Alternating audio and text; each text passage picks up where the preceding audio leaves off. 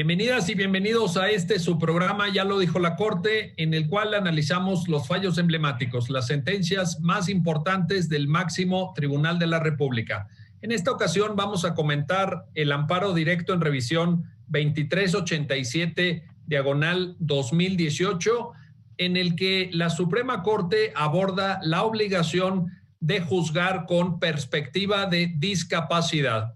Este es un importante pronunciamiento de nuestra Suprema Corte, a partir del cual vamos a poder reflexionar sobre la comprensión del modelo de atención y regulación jurídica de la discapacidad y cómo esto se proyecta a distintos procedimientos judiciales. Para entender esta sentencia y ayudarnos a dilucidar el alcance del pronunciamiento de la Suprema Corte, le doy la bienvenida a Cecilia Armengol Alonso. Ceci, muy bienvenida a este programa.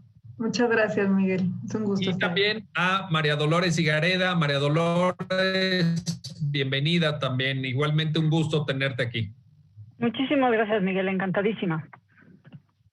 Bueno, Cecilia, te quiero pedir que nos ayudes a entender la circunstancia fáctica que está en este caso, porque caramba, casi siempre en los pronunciamientos de la Corte que analizamos en el programa, pues se suelen dar, más allá de temas jurídicos, etcétera, también dramas humanos, también realidades que afectan a personas de carne y hueso, etcétera. Y creo que la circunstancia específica de este caso embona en esa definición. Creo que aquí hay un caso que incorpora dramatismo, que incorpora las dificultades objetivas que se dan en las relaciones de familia, etcétera. Ayúdanos a entender cuáles son los hechos a partir de los cuales surge el caso y que posteriormente llega a conocimiento de la Corte. Cecilia, por favor. Sí, claro que sí. Mira, te comento. Este es un amparo directo en revisión que llega a la Corte porque tiene una materia relevante y trascendente para el orden jurídico de todas las controversias familiares. ¿Por qué? Porque trata de una demanda sobre violencia y maltrato intrafamiliar. Te platico la historia. Son dos hermanas, bueno, muere la mamá, ya dos personas mayores de 60 años. Una de ellas, quien es la actora en el juicio, tiene una condición de acondroplasia, esto es talla baja, y bueno, su hermana ya es una persona también mayor. Cuando muere la madre, ellas quedan en la casa habitación y tienen que convivir como familia. Familia en su término amplio, entendido desde una visión jurídica, que no hay una conformación de familia única o ideal, sino es pues las relaciones que se forman de solidaridad bajo un mismo techo. Bueno, estas hermanas tienen una serie de problemas, entonces la actora, ella va y demanda en la jurisdicción del Estado de México un procedimiento, una controversia familiar para demandar o pedir previsiones que la protejan de los maltratos, dice, es lo que alega, dice maltratos tanto morales y psicológicos en su contra por parte de la hermana, y dice que por mucho estos maltratos tienen por motivo su condición de vida, su condición de acondroplasia. Entonces alega que su hermana constantemente le quita los ajustes mobiliarios a la casa habitación y le impide la realización de sus actividades cotidianas, lo cual pues se vuelve en una cuestión de, digamos, dramática, como tú comentas, ¿no? Una cuestión de estar ahí en una generación de violencia intrafamiliar. Entonces ella acude a un procedimiento judicial y dice: necesito medidas de protección, y lo que pide es que la presunta generadora de violencia, su hermana, que salga del domicilio. Le reciben la demanda en un juzgado familiar. Como primer medida de precaución, pues exactamente ordenan que la presunta generadora de violencia salga del domicilio y se corre el juicio. Se tienen que desahogar una serie de pruebas testimoniales y las periciales en psicología. Las periciales en psicología realmente lo que demostraron es que pues sí existía una situación de violencia, pero vamos a estar a una cuestión no unilateral, sino bidireccional por la relación de las hermanas. Entonces era un caso pues complicado para un análisis jurídico, y el fallo dice pues sí hay violencia, pero realmente no se le puede culpar nada más a la presunta agresora, porque también hay hay cierto tipo de violencia verbal por parte de la actora y entonces absuelve de las prestaciones que se habían demandado. La apelación confirma. Inconforme con esta determinación de los juicios de instancia del Estado de México, la actora interpone un juicio de amparo. Y en el juicio de amparo ella alega y dice, no están viendo mi situación particular por esta condición que yo tengo de acondroplasia. Entonces, el tribunal colegiado concede el amparo y dice, deben de establecerse el artículo 2359 del Código de Procedimientos Civiles para el Estado de México ordena, en los casos de violencia intrafamiliar, el juez lo que tiene que hacer es procurar la paz y la estabilidad familiar. Entonces el colegiado ampara para que una vez que está detectada esta situación de violencia, pues entonces el juzgado ordene medidas de precaución o de reparación para que se restablezca la paz familiar entre las dos hermanas que van a cohabitar la misma casa.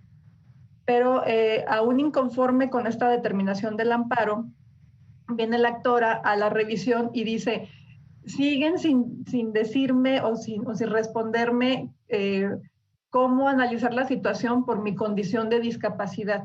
Entonces la actora dice, le pide a la Corte, revisa este amparo porque todavía no se ha percibido mi real necesidad por mi condición de acondroplasia. Y es así como llega a la Corte. Entonces, la Corte revisa y dice, pues sí hay un tema trascendente que analizar. Sin duda. Gracias, Ceci, por esta reflexión introductoria. María Dolores, te quiero preguntar, el enfoque, ya que llega el caso a la Corte, ya Cecilia nos habló de pues el problema, ¿no? El problema humano, esta dimensión de problema humano por un lado, y el periplo procesal, es decir, la secuela que sigue para llegar a la Corte el asunto. Pero una cosa que me gusta mucho de la sentencia, María Dolores, y es lo que te quiero preguntar, es que se le da desde el inicio un enfoque de derechos humanos. Es importante porque incluso por ahí citan un criterio de acuerdo con el cual existe un derecho fundamental, es decir, un derecho humano, a un entorno familiar libre de violencia. ¿Qué nos puedes platicar al respecto? Creo que es importante destacar que, como ya lo dijo Cecilia, pero vale la pena reiterarlo, que ella se queja de violencia familiar. Pues todo el tema probatorio y el tema del juicio de origen tiene como centro la violencia familiar. Entonces, el proyecto justo lo que analiza es el tema de violencia familiar, en este caso, porque era la litis original, tiene que analizarse con perspectiva de discapacidad, pero primero aborda ese derecho que tenemos todas las personas para vivir una vida libre de violencia. Y en el caso en que se dé violencia de algún tipo en la familia, ¿qué medidas tienen que tomarse desde la perspectiva judicial para recomponer el entramado familiar, restablecer las relaciones, de alguna manera subsanar ese tejido que se ha debilitado por ese tipo de violencia? En algunas ocasiones, desde luego, tendrá que ser una separación completa o total. En otros casos, como fue concretamente este caso, se ordena una cuestión de terapias, de que acudan a las terapias para restablecer la relación que, por lo visto, por lo que se narra en los autos, en el material que se tiene del juicio, se había recrudecido a partir de la muerte de la madre. Es decir, las dos hermanas habitaban un mismo inmueble, el mismo domicilio familiar, y parece que no tenían una buena relación, que tenía una incidencia muy concreta, muy específica en la persona que con la condición de acondroplasia. El tema del derecho a una vida libre de violencia es un tema muy interesante. De alguna manera es un derecho que ha ido evolucionando, se ha dado contenido y tiene mucho que ver con el respeto entre las personas, y también tiene que ver con aquellas medidas que el juez en caso de que se vea que existe, tiene que tomar para que eso no suceda o para que tengan esa restauración de la resolución, del entramado familiar. En el caso, justamente el proyecto lo que dice, tenemos que partir de que todas las personas tenemos el derecho a una vida libre de violencia.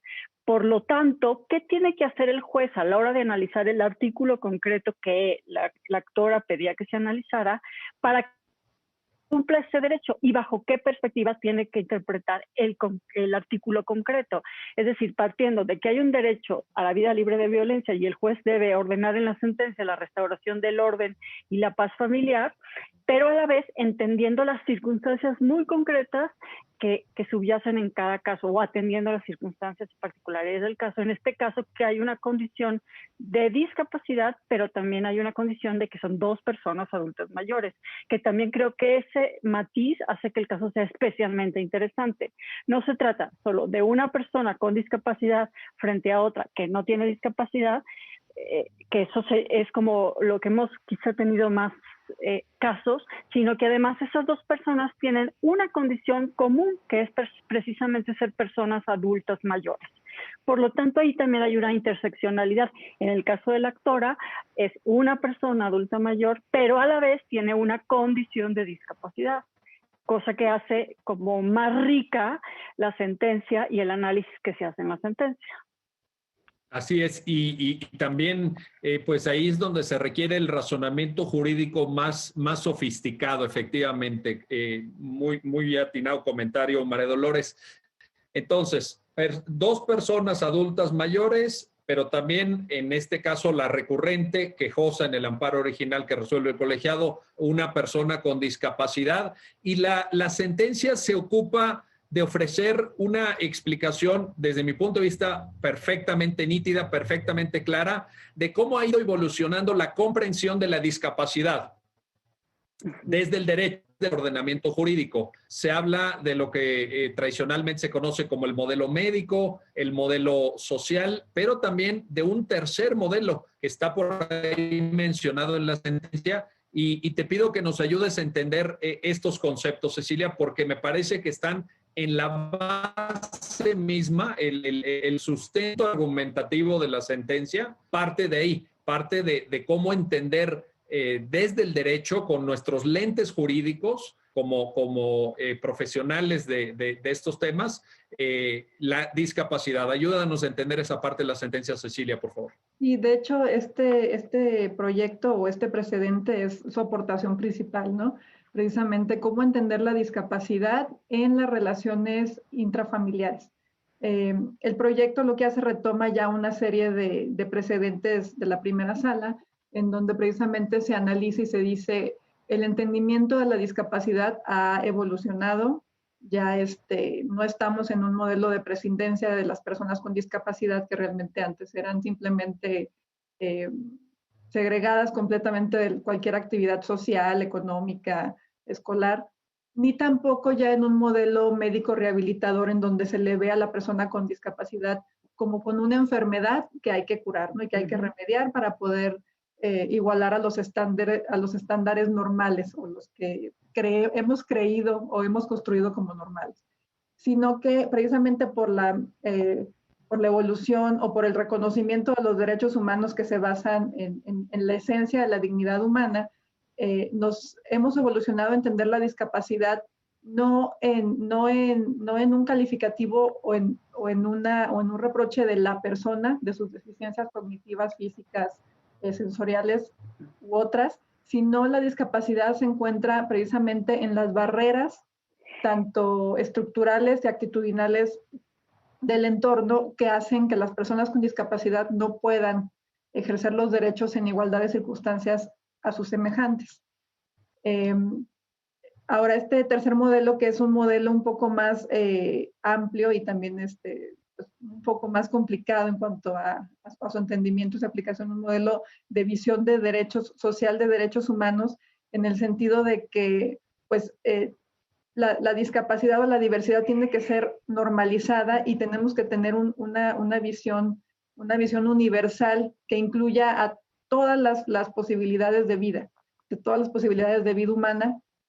Y esto para el derecho, ¿qué implica? Implica que en cuestiones de procesos judiciales se garanticen todos los mecanismos o todos los lineamientos necesarios para tener en igualdad procesal a todas las personas que están dentro de una controversia. Entonces volvemos aquí al caso, ¿no? El caso concreto, la quejosa, que es la actora del juicio natural, decía, yo por mi condición de vida de talla baja, requiero en este proceso judicial un apoyo especial.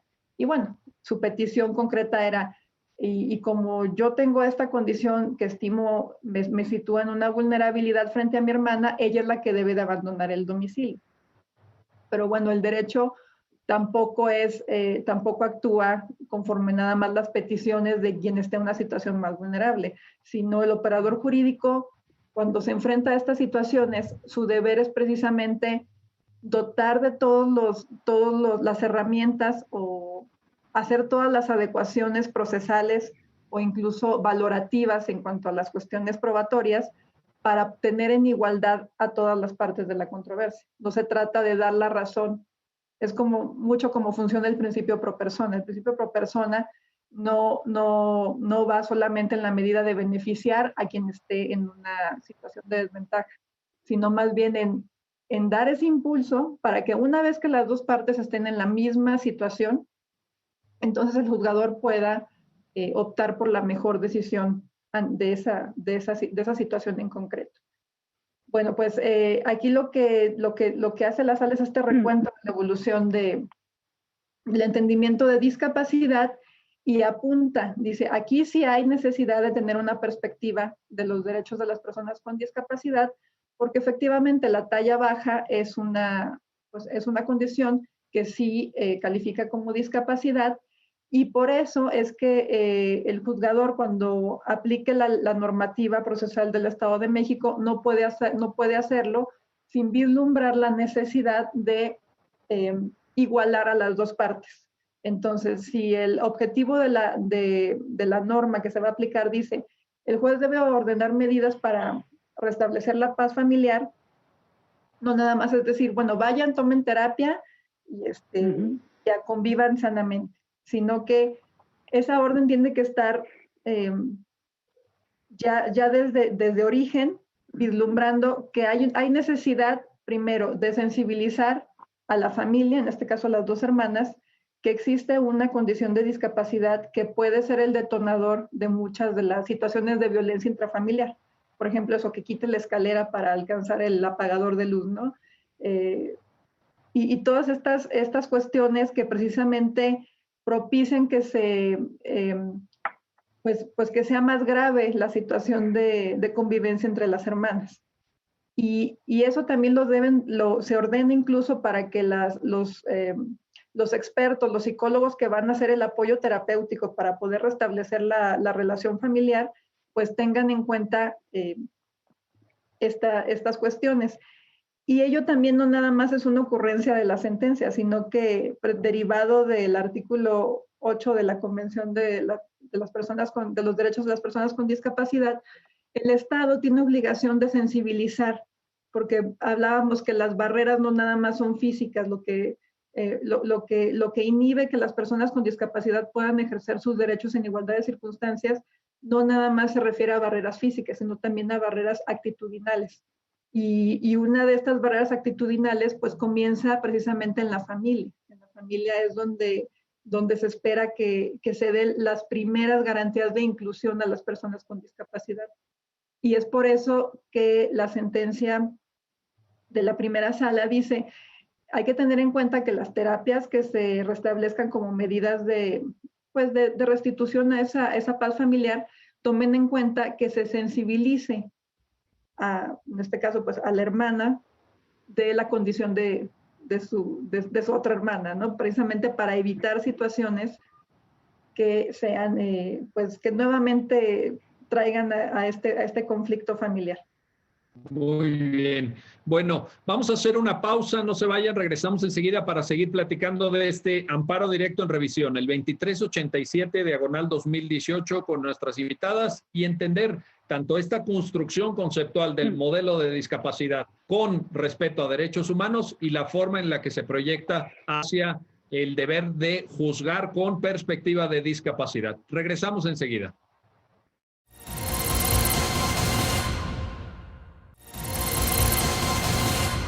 Ya estamos de vuelta, ya estamos de regreso en su programa, ya lo dijo la Corte, para seguir analizando el amparo directo en revisión 2387-2018 y el deber, la obligación de juzgar con perspectiva de discapacidad.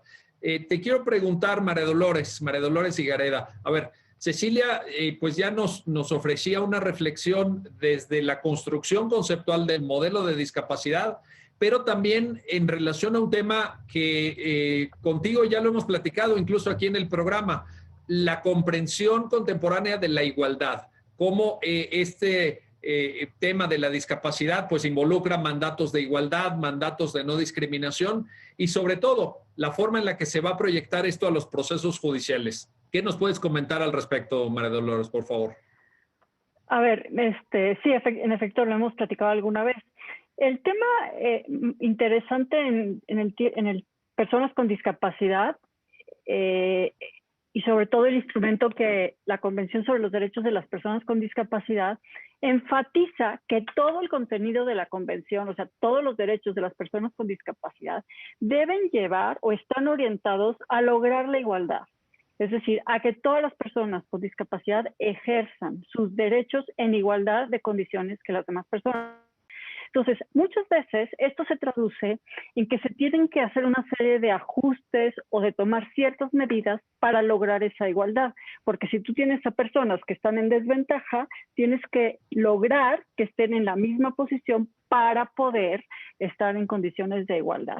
Aquí es súper importante en los temas judiciales porque, y de hecho el proyecto lo hace mención explícita, en que el operador jurídico tiene que detectar, ya sea de oficio o porque la persona le haga ver que tiene una discapacidad, si esa discapacidad se traduce en una desigualdad o una desventaja en el proceso. Y si es así, tiene que poner todos los medios necesarios para lograr esa igualdad y que las partes estén en igualdad de condiciones. Que la condición de discapacidad no se traduzca en una desventaja de cualquier tipo, ya sea desde física, de comprensión de a lo mejor del proceso, etcétera, etcétera. Y decía que esto ya lo ha dicho en algún otro precedente de la sala y lo retoma en el proyecto, en el que dice que ese régimen especial de protección de las personas con discapacidad tiene que operar cuando, ya sea que cuando en el acervo probatorio, en el juicio, se vean, se puedan vislumbrar, existan elementos probatorios que efectivamente denoten que hay una discapacidad. Primero, o sea, hay una discapacidad, algunas son apreciables a simple vista. Esto no quiere decir que necesariamente se traduzcan en una desventaja. Entonces, hay que ver si además de eso se traduce. Si no es así, bueno, hay que indagar. O sea, digamos que hay como cierta una actitud proactiva para indagar si hay una condición de discapacidad. Y si la persona se autoascribe, que aquí fue el caso desde el día 1, la persona dijo, yo tengo esta condición, pues tomar o procurar los elementos, ver si realmente hay una desventaja procesal o, en este caso concreto, cómo se traduce en los efectos de una sentencia esa desventaja. A lo mejor quizá no necesariamente en el tema del juicio, cómo se desarrolla, pero a lo mejor sí impactan los efectos y entonces hay que tener esa perspectiva de discapacidad. Puede haber muchos matices, o sea, creo que también aquí lo rico es precisamente que la realidad rebasa todas las previsiones y hay que tener como esa sensibilidad para detectar esas particularidades. Otra cosa que también es importante a la hora en los procesos judiciales es ver si esa desventaja pues no ha sido corregida de algún modo con algún ajuste razonable o alguna medida ya prevista en ley. Y que también lo dice el proyecto, de alguna manera, si eso está en el ámbito competencial de la persona que está dirigiendo el proceso, es decir, el operador jurídico, pues que si está en su ámbito competencial tiene la obligación de realizar esos ajustes al procedimiento para que la persona pueda estar en igualdad de condiciones que los demás. Todo eso no es sino cumplir con el primero constitucional, que dice que ninguna persona podrá ser discriminada con base y enumera una serie de categorías que ya hemos hablado en algún otro programa y seguramente en muchos programas que has tocado, que se denominan en la doctrina categorías sospechosas, que de alguna manera la discapacidad es una de esas categorías en que hay que tener mucho cuidado, porque cuando esté esa categoría presente, es decir, hay una discapacidad, tendríamos que ver si eso no es como detonante de una condición o de una situación de desigualdad que discrimine, tanto porque se tome en cuenta solo para diferenciar y entonces excluir derechos, como si no se tome en cuenta para poder poner en igualdad de condiciones que las demás personas. Una vez constatado esto, pues entonces el juez tiene como acceso a la justicia que remediar esa situación de desventaja procesal. Y esto es súper importante porque esos ajustes al procedimiento que deben hacerse no son opcionales. De alguna manera los jueces están obligados a realizarlos, los operadores jurídicos, para lograr la igualdad. Entonces, sí es muy importante, porque si no se hacen esos ajustes, se está cayendo en otra violación, que es al acceso a la justicia. O sea, no solo a la igualdad, sino también al acceso a la justicia. En este sentido, en la procuración de justicia, esos dos elementos van muy, muy de la mano. Sin duda van de la mano. Y mira, justamente en este punto que menciona Dolores al final de su muy claro y pertinente comentario, te quiero preguntar, Cecilia, porque en alguna parte de la sentencia se refiere la Corte al protocolo para juzgar con perspectiva, o casos de personas con discapacidad, etcétera, y a partir de ese protocolo, de ese documento, extrae justamente una serie de condiciones, digamos, recuerdo que son 8 puntos que se deben observar para garantizar este acceso a la justicia al que se refiere Dolores. Ayúdanos a entender esta parte de la sentencia, Cecilia, por favor. Sí, pues mira, en este asunto ya una vez que la Corte responde que sí es necesario juzgar con perspectiva de discapacidad, retoma el protocolo de actuación para impartición de justicia en casos que involucren derechos de las personas con discapacidad, que se ha emitido desde 2014 y que efectivamente establece 8 principios básicos que todo juzgador debe considerar, principios o una guía, ¿no?, que el juzgador debe de ir revisando cuando vea que se involucran derechos o que puede afectar a una persona con discapacidad. El primero es obviamente el entendimiento de la discapacidad desde el modelo social y de derechos humanos.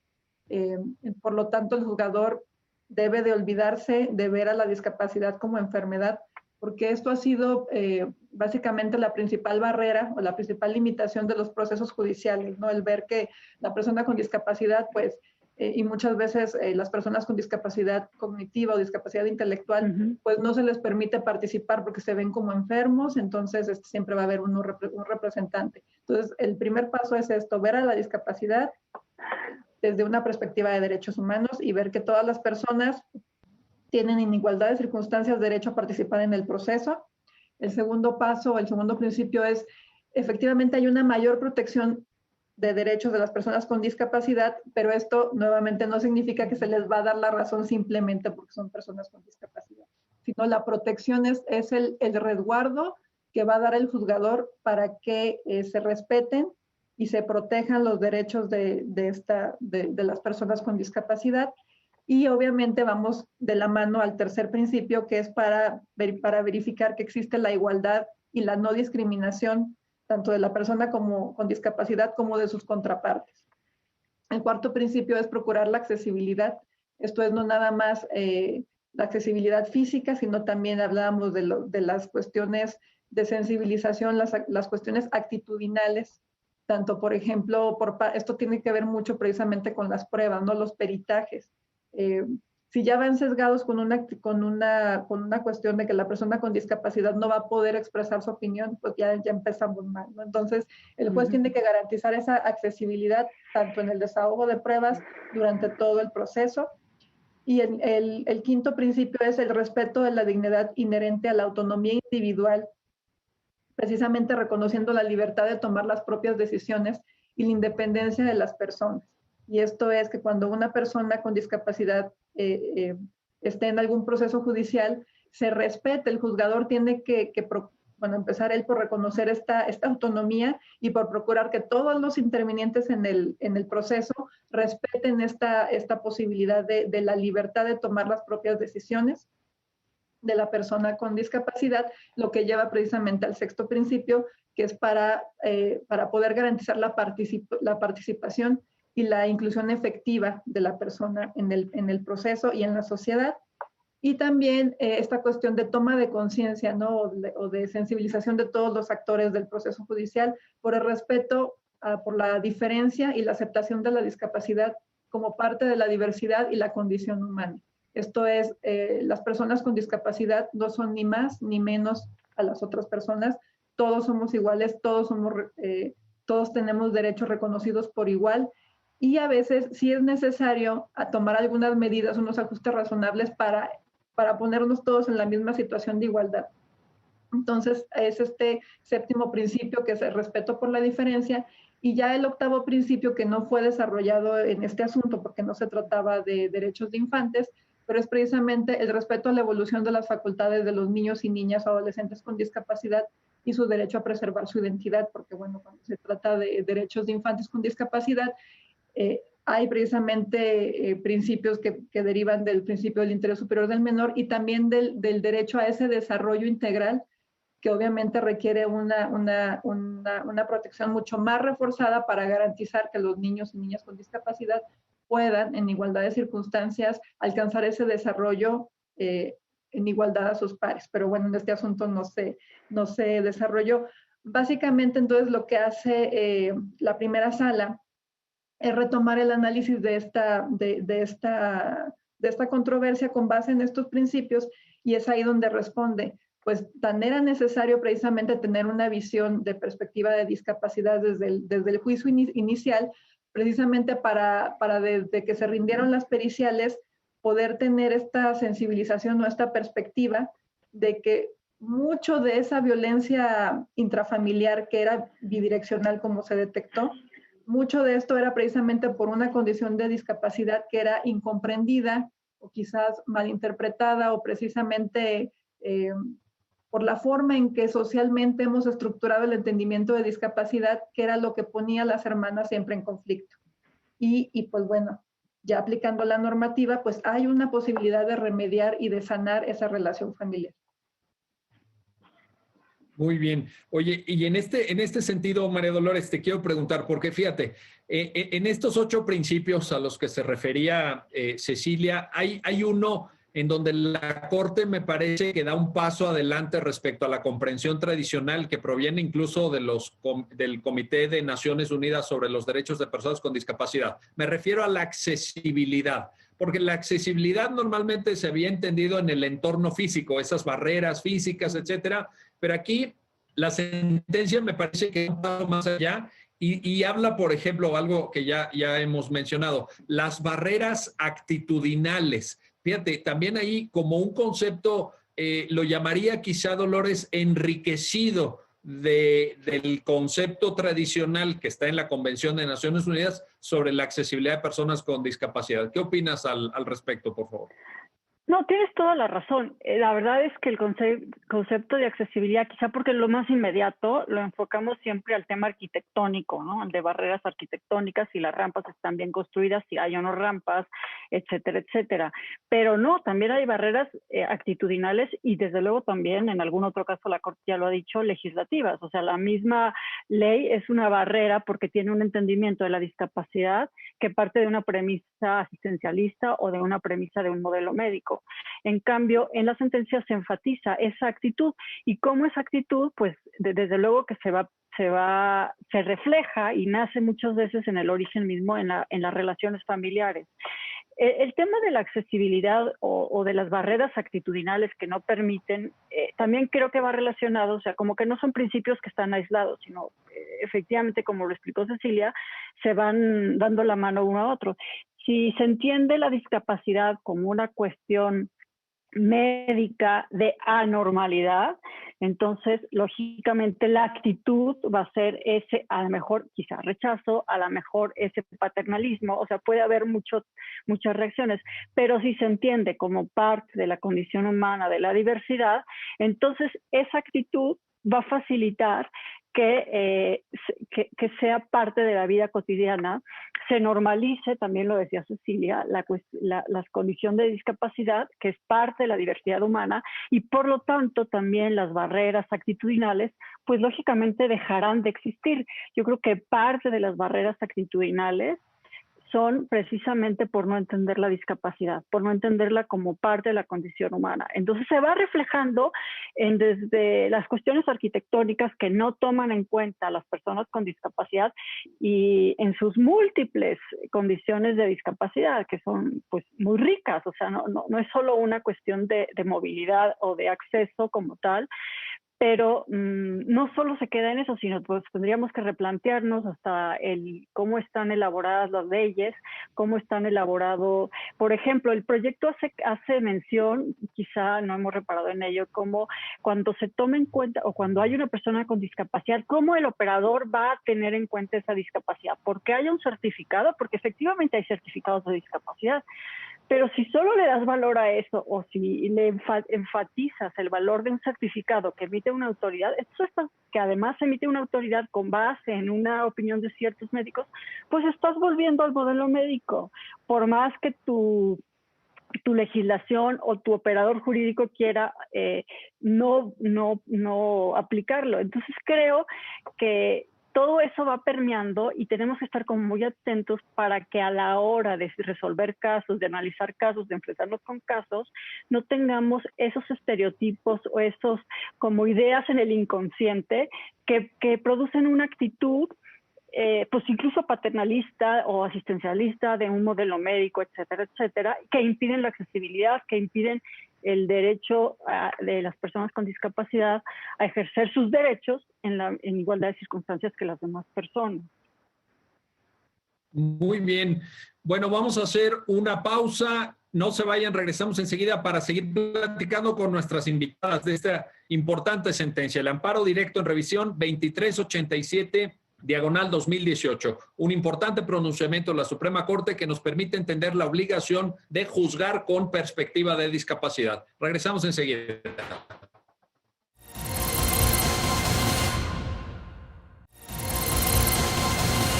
Ya estamos de vuelta, ya estamos de regreso en este su programa, ya lo dijo la Corte, para seguir analizando y comentando el amparo directo en revisión 2387/2018 con nuestras invitadas. Y te quiero preguntar, Cecilia, en estos 8 puntos que referías, derivados justamente del protocolo de la Suprema Corte para la atención de casos en los que estén involucradas personas con discapacidad, referías como uno de esos 8 puntos el respeto a la diferencia y la aceptación de la discapacidad. Y yo aquí te quería plantear lo siguiente. ¿No te parece que a partir de este punto se podría concebir a este tipo de sentencias también con una función de pedagogía social? Es decir, evidentemente la sentencia, por ser un amparo directo en revisión, pues da cuenta de una circunstancia específica, de este dilema, de esta controversia entre las dos hermanas, pero también hay una proyección más allá del caso concreto de lo que señala la sentencia en términos de pedagogía para el respeto y la comprensión de los derechos de las personas con discapacidad. ¿No te parece, Cecilia? Sí, de hecho, pues sí lo podemos tomar como un ejemplo pedagógico. Obviamente, pues estas cuestiones de transformar conceptos estructurados ya desde antaño en cuanto al entendimiento de discapacidad, pues cuesta mucho trabajo, ¿no? Que toda la sociedad en todo lugar entienda este nuevo modelo social y de derechos humanos. Y precisamente es por eso que la Convención de los Derechos de las Personas con Discapacidad establece la obligación de los estados de que ellos son los agentes que deben de tomar medidas inmediatas, efectivas y pertinentes para sensibilizar en esta toma de conciencia. Y entonces habla incluso a nivel familiar. Y aquí es donde viene una parte muy interesante de este precedente, que precisamente dice, bueno, además de que tenemos el Estado mexicano por medio de los operadores jurídicos, esto es los jueces, tienen obligación de sensibilizar y de hacer realidad esta toma de conciencia hasta este nuevo entendimiento de discapacidad, tenemos derivado del cuarto constitucional el principio de protección de la familia. Y es en la familia, incluso lo anticipaba el constituyente cuando, desde 1974, cuando incorporó el principio al artículo cuarto constitucional, que es en la familia donde se realizan o donde ocurren las verdaderas transformaciones. Y entonces, es por eso que este asunto es tan, o lo relevante de este asunto es precisamente que dice, los operadores jurídicos por medio de estas sentencias pueden ser agentes transformadores para que se sensibilice no a la sociedad, directamente en un entorno familiar, precisamente para ver a la discapacidad con ojos de normalidad, de igualdad y de no discriminación. Y eso es, no nada más repercute en beneficio de las personas con discapacidad, sino es en beneficio de todos y todas. Este nuevo entendimiento de sabernos que somos iguales unos con otros, no obstante las diferencias físicas, cognitivas, sensoriales, pues nos hace enriquecernos, ¿no? Es tanto como lo que pasa ahora con la educación inclusiva. El tener salones donde todos los niños y niñas pueden estudiar es enriquecedor no solamente para quienes tienen una condición de discapacidad, sino para todos porque podemos ver precisamente las posibilidades o las potencialidades y posibilidades humanas de vida que nos hace ver realmente pues que somos seres maravillosos, ¿no? Entonces, el derecho, pues, precisamente o este reconocimiento de derechos lo que propicia es que mediante esta toma de conciencia y mediante este tipo de sentencias reparadoras y transformadoras precisamente de un concepto de discapacidad puedan abonar a esta evolución, que obviamente va a ser lenta, vamos lento, pero está ocurriendo. Y se tiene que dar porque así lo ordena la Constitución mexicana y los tratados internacionales también firmados por México en esta materia. Te quiero preguntar ahora, María Dolores, desde esta óptica de igualdad, desde la óptica de los 8 principios que refirió Cecilia, etcétera, luego hay una referencia en la sentencia bien interesante al Código de Procedimientos Civiles del Estado de México y a ese mandato ya de legalidad, ya en el plano de la legalidad, para el establecimiento del orden y la paz familiar. Hay ahí también una tarea que la sentencia señala para efectos de cómo se van a determinar los efectos de la propia sentencia. ¿Qué nos puedes decir al respecto, por favor? Mira, el artículo, de hecho, que ella dice que tiene que ser interpretado a la luz de una perspectiva de discapacidad, justamente es ese artículo en el que se ordena a los jueces que en las sentencias determinen la forma de restablecer el orden y la paz familiar mediante la adopción de medidas pertinentes para la integración del grupo familiar. Entonces, ella de lo que se queja precisamente es que a la hora de adoptar las medidas pertinentes no se tuvo perspectiva de discapacidad y por lo tanto esa adopción no tomó en cuenta su discapacidad. Para ella, lo ideal, o sea, para como ella quería que se resolviera era que precisamente la hermana saliera de la casa. A ella le parecía que así se cumplía con esas medidas pertinentes bajo una perspectiva de discapacidad. Como ha dicho ya Cecilia varias veces, no necesariamente que una persona en un proceso tenga una discapacidad y se adopte el principio pro persona y se busque la igualdad de condiciones necesariamente lleva a darle la razón como tal.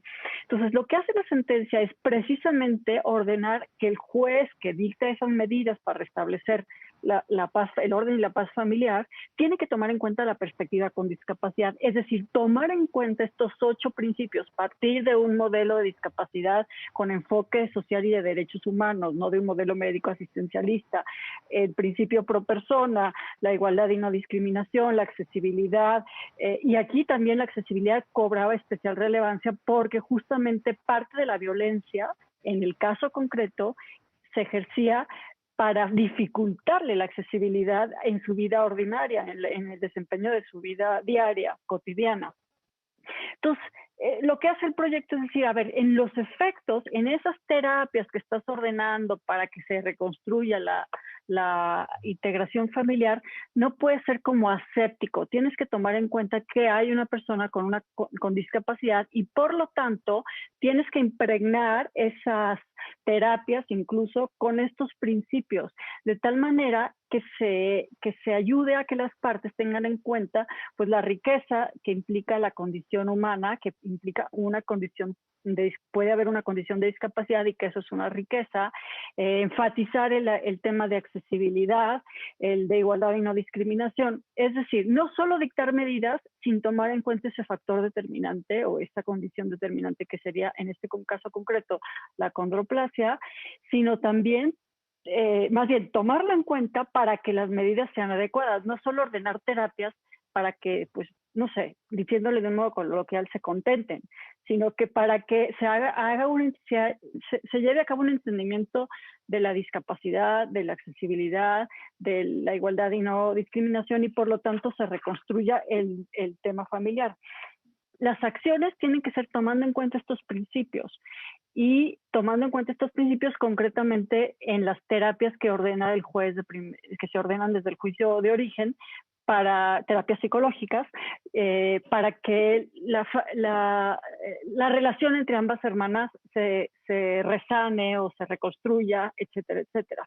Esto es básicamente como lo que aporta la sentencia. Ese artículo no lo puedes interpretar como si no existiera involucrada una persona con discapacidad. Tienes que incorporar la perspectiva con discapacidad, que de alguna manera podría decirse igual si hubiera solo el tema de género. Tendrías que incorporar la perspectiva de género. No es el caso. Aquí habría que ver tienes que ver la perspectiva de discapacidad, aplicar estos principios que están en el protocolo, pero que a mí además una cosa que me gusta mucho es que la sentencia los incorpore, porque de alguna manera tienen como el sello de la autoridad ya de una resolución judicial y por lo tanto tienen como mayor resonancia para que los operadores jurídicos los interioricen y los puedan aplicar, no solo como un instrumento que está ahí de ayuda, sino que finalmente ya están en una resolución y que la Corte ordena que esos principios tienen que impregnar las resoluciones en aquellas que se procure la restauración de la paz y el orden familiar. Sin duda. Oye, y en este sentido, Cecilia, te quiero plantear una cuestión adicional. En la sentencia hay un análisis que me parece muy fructífero a la luz, evidentemente, del caso concreto, pero que se puede aplicar a casos posteriores sobre el concepto de familia, que es un tema que ya también hemos platicado en el programa, hemos analizado con ustedes, incluso con las dos, hemos platicado del tema de el derecho de familia como un derecho constitucionalizado, pero aquí te quiero pedir esa reflexión, Cecilia. ¿Qué aporta la sentencia a la comprensión de ese ámbito de tutela constitucional que es la familia? Sí, pues también se trata aquí, o más bien lo que se advierte es que el concepto de familia, igual que el de discapacidad, pues no es más que un constructo social de lo que hemos tradicionalmente entendido por familia. Y en realidad el derecho no puede nada más estancarse en un concepto de familia tradicional, sino que la familia es un entorno en donde no tiene que estar conformado por fuerza por un matrimonio, no tiene que estar conformado por fuerza por padres e hijos, sino que la familia es donde un grupo de personas decide hacer vida en común por una cuestión de apoyo mutuo y solidaridad.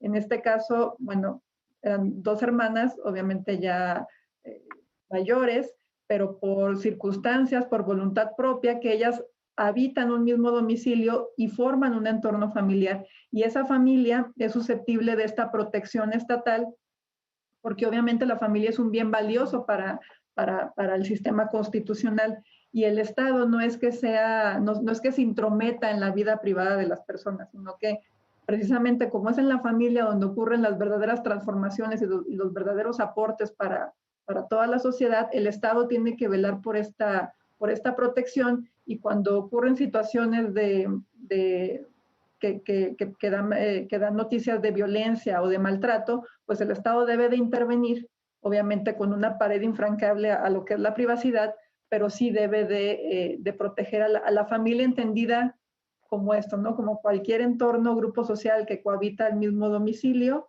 o de forma permanente o quizá constante. Y entonces el Estado tiene el deber de proteger y de evitar situaciones que perjudiquen, obviamente, a las personas más vulnerables.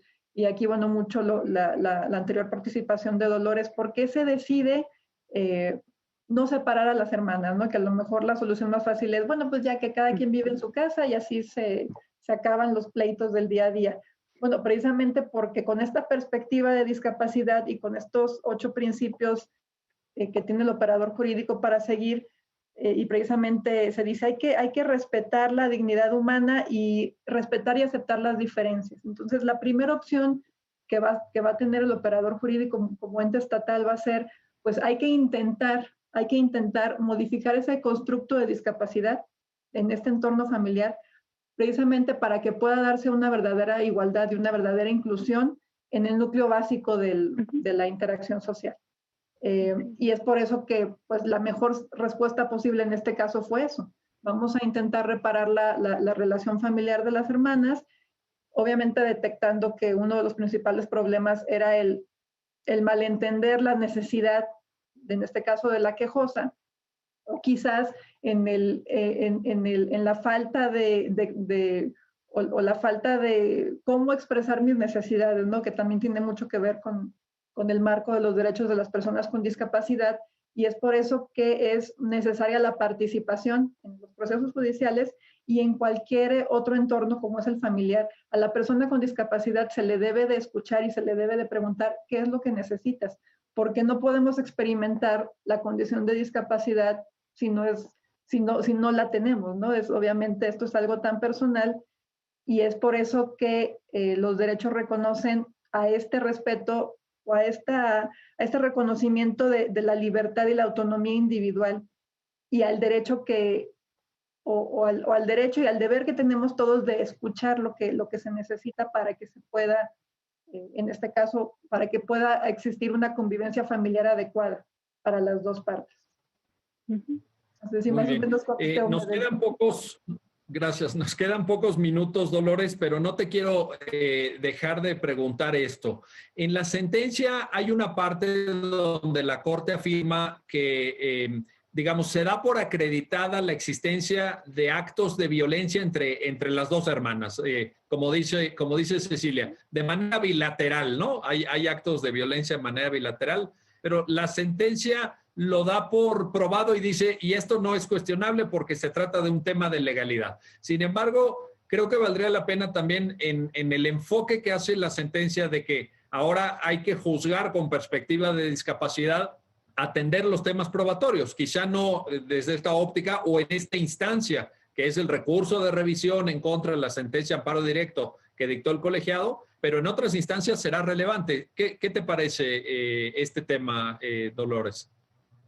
No, desde luego, o sea, como bien dices, es un tema de legalidad que no puede ser analizada en el amparo de la Corte, pero desde luego que en la valoración del material probatorio para acreditar violencia y para acreditar cualquier cosa, pues tiene que haber perspectiva de discapacidad. De hecho, al final de la sentencia, en concreto la Corte dice que se devuelve a la responsable, es decir, al juicio de origen, para que tome en cuenta esos 7 principios, porque el 8º principio se refiere a niños con discapacidad, no se aplica, pero esos 7 principios, y ordene, conforme al artículo 2359 del Código de Procedimientos Civiles del Estado de México, la restauración, tome las medidas pertinentes para la restauración del orden y la paz familiar. Eso ordena. Pero también en el último punto dice, y hecho en lo anterior, con plenitud de jurisdicción, en lo demás de respuesta conforme a sus atribuciones. Creo que allí tendría cabría la valoración del caso con perspectiva de discapacidad, es decir, que la sentencia ordene la perspectiva de discapacidad en ese artículo concreto o con las medidas para restablecer, no significa que sea solo en ese caso. Significa que en todo el juicio tiene que haber perspectiva de discapacidad.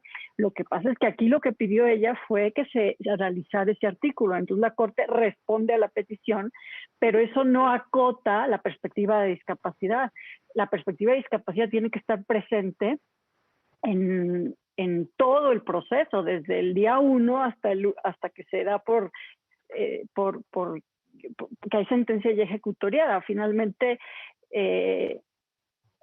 no puede haber como compartimentos estancos. Aquí sí, pero aquí no. O sea, aquí lo que la Corte hace es dar un paso porque el caso concreto aquí se presenta así, pero insisto, la valoración probatoria, todo tiene que ser valorado con perspectiva de discapacidad, y todos los principios que están en el protocolo que la sentencia retoma y plasma en la resolución ahí, tienen que estar en todo el proceso. Por eso están en el protocolo, que es para de justicia cuando se involucran en derechos o personas con discapacidad.